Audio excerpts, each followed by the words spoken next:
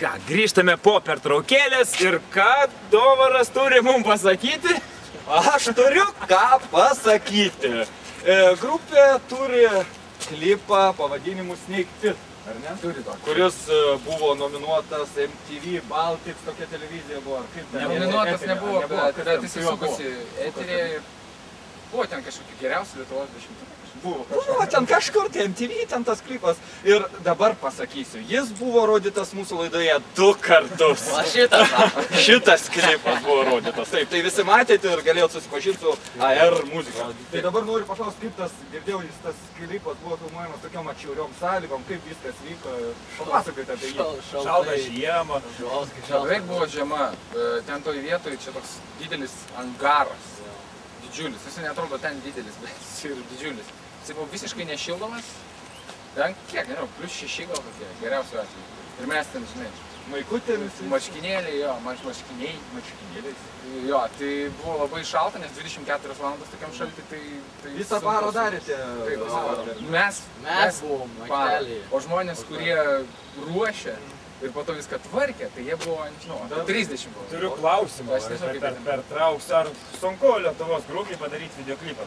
Jūs padarėte ir ką, kitom patartumėte ir šiaip pasidalinti, ar įmanoma iš vis padaryti? Apie biudžetą irgi. Apart finansų tai nėra labai sudėtinga. Reikia geros idėjos ir reikia labai gerai vykdyti. Svarbu turėti vis tiek reikia pinigų turbūt. Arba labai gerų draugų. Arba labai gerai. O jūsų atveju kas buvo?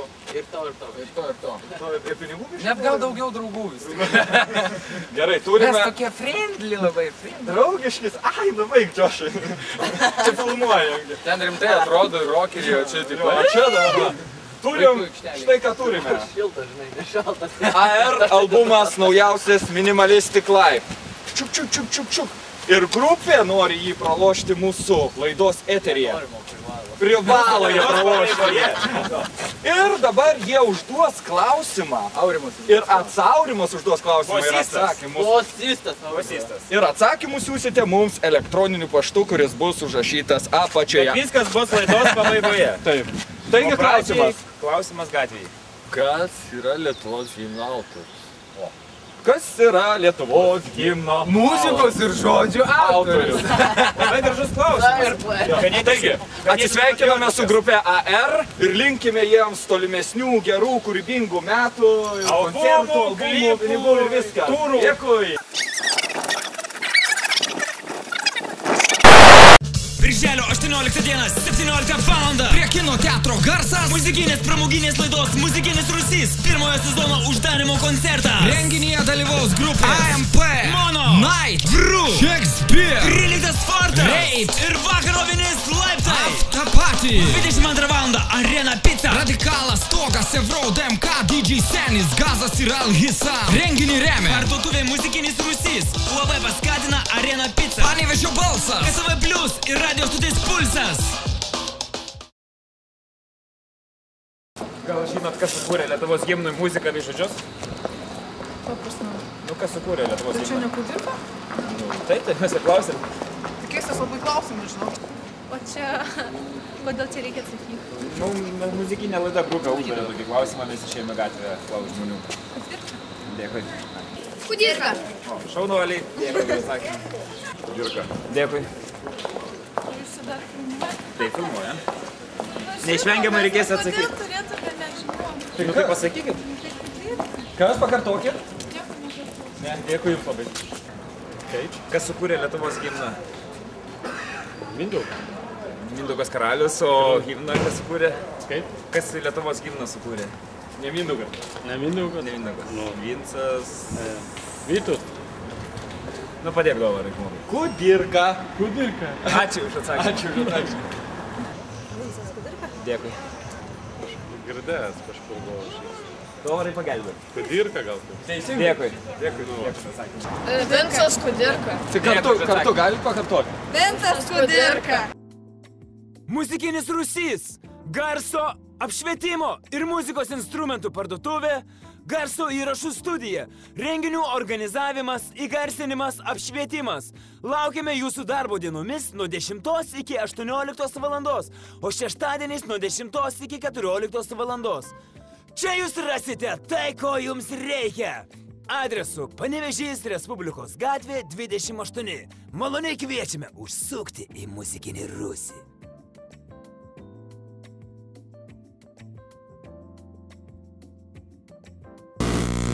Čia vyksta, pasakys, kas vyksta. Šiandien vyksta gitarų šėlsmas.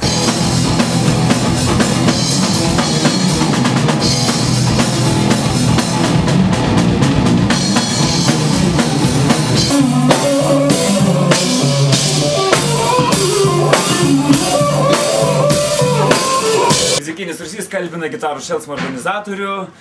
Prisistatykis.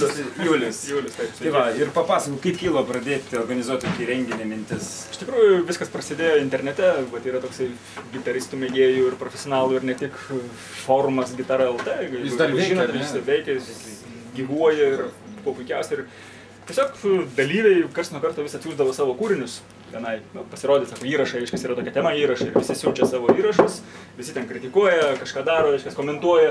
Ir pagalvojom, kad gal galima kažką iš to išvysti daugiau, iškas, na, tarkim, daugiau paskatint dalyvių dalyvavimą, kažkokius kūrybos procesą ir panašiai. Ir sugalvojom, kad reiktų padaryti vieną, prieš 5 metus berods ar net kažkada, tai jau net nebeprisimenu kada, reiškia, tokį pirmasis buvo internetinis konkursas, kai vyko vien tik tai internete, visi susiuntė, kūrinis nebėra 14 ar kažkiek dalyvavo, reiškia, ir būtent tokie simboliniai priziukai, ten stygos. Komisija buvo irgi daug kažkokia. Komisija, reiškia, publika balsavo tiesiog, žmonės prabalsavo ir taip išrinkom 3 nugalėtus. Paskui pagalvojom, kad reiktų, na, padaryti dar kartelį, pabandyti, na, ir kilo tokia mintis, kad yra Tamsta klubas, pasiūliau, iškės, kad gal galima, yra tos konkursas ir tų dalyvių tiek susirinka, gal galim padaryti kažkokią gyvą, tasme, finalinį pasirodymą gyvai. Kaip ir sutiko, taip nedrąsiai, bet pabandėm.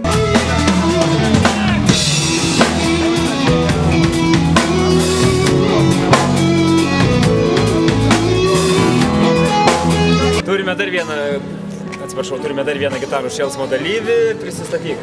Aš Karolis. Ir kokia gitara groji? Palauk, pasakysiu, Yamaha FGX 730C. O jeigu elektrinė, akustinė, ta prasme ne? Akustinė. Ir dažniausiai tik akustinė, jo. Kaip vertini kitus dalyvius, gal pasirodymas, koks įstrigo, patiko? Da. Aišku, daugelį pasirodymų aš prarūkiau rūkiančią. Ta prasme, aišku, čia gal niuansas. Tai visi nuostabus buvo, ar ne? Ne, ta prasme, visi labai... Ne, iš tikrųjų, šiaip tai aš iš esmės išskirti apskritai kažko nenorėčiau, nes kažkaip visiems... Tai tebūnė komisija išskiria. Jo, nes man tai pavyzdžiui, žinai, jeigu sėdi 12 metų ar kiek vaikas, žinai, ir jisai groja gitarą, nu, tai ta prasme, nu kaip tu sakyti, gali sakyti, ne, žinai, tu gal nelabai fainai dar groji. Arba ten ateina bičas, kur pragrojęs 10 metų ir ten sugroja ir tu sakai, žinai, o tu tai labai fainai. Nu, jie visi fainai, aš nežinau, man tai visi patiko.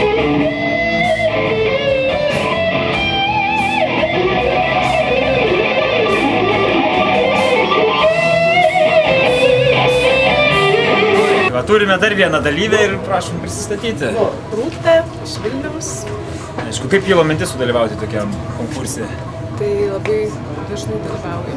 Tiesiog beveik kiekvienais metais. Šitam pačiam, ar ne? Jo, ir tiesiog smagu pagroti savo kūrinius. Aišku... Tai buvo, mačiau, pas jūs toks neįprastas buvo kolektyvas, tai buvo daugiau žmonių, ar ne? Ar aš viršau kanklės buvo? Jo, buvo kanklės, perkusija ir antra gitara. Ir mes šiaip dažnai grojam kartu. Tai čia yra jūsų kaip grupė, ar ne? Su kuria tik tais perkusija gal būna tabla, bet šis iki buvo tiesiog tokia. Kaip pavadintumėte, apibūdintumėte savo stilių, ką daro? Nes ne visai tradicijos. Rūtos stilius. Rūtos stilius, ar ne? Aišku. Muzikinio Rūsio laidos konkursas laimėti Panevėžio Lėlių vežimo teatro kvietimams į spektaklius baigėsi ir turime 2 laimėtojus. Čia slepiasi daug žmogeliukų, kurie atsakė į klausimą, kada įkurtas Panevėžio Lėlių vežimo teatras. Geltoni, žali žmogeliukai. Ir traukime kokį nors žmogeliuką, traukime geltoną žmogeliuką. Geltonas žmogeliukas būtų Rūta Borozaitė. Jie laimėjo kvietimą 2 asmenim į Panevėžio Lėlių vežimo teatrą. Traukime dar vieną žmogeliuką, traukime žalią žmogeliuką. Ir kas slepiasi žalioje dėžutėje, ogi žalesis žmogeliukas Vilmis. Jis irgi laimėjo puikų kvietimą 2 asmenim į Panevėžio Lėlių vežimo teatro spektaklį. Bet to norėčiau priminti, kad praeitoje laidoje grupė Arbata padovanojo 2 savo albumus. Jų pavadinimai molekulių džiaugsmui ir linkėjimui tau.